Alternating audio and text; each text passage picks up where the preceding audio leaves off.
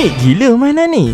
Loken lagi kita coy minggu ni. Di tangan saya ada game klasik yang collab dengan Sega. Wow. Oh, dia dikeluarkan oleh McDonald. Seterusnya kita ada Nissan GTR.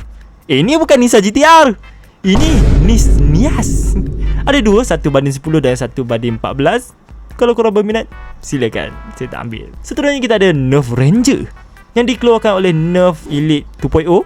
Masalahnya series ni ada banyak masalah, seperti tak keluar lah peluru dia. Jadi saya tak berani nak ambil. Dijual harga RM5. Seterusnya kita ada, wow, ada Lego Star Wars. Besar juga. Ini, ada dapat jet pejuang dan pekalan. Ada 3 pekalan dekat sini.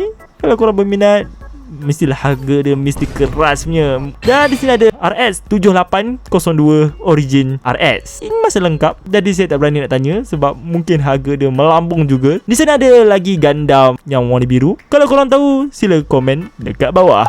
Smash. Ada gimmick iaitu dia punya sayap kiri kanan boleh pop up dan depan dia boleh bertukar sebenarnya. Itu next video. Dan jadi kepada korang yang masih berminat dengan Loken ataupun mainan-mainan lama, jangan lupa follow dan subscribe. Subscribe.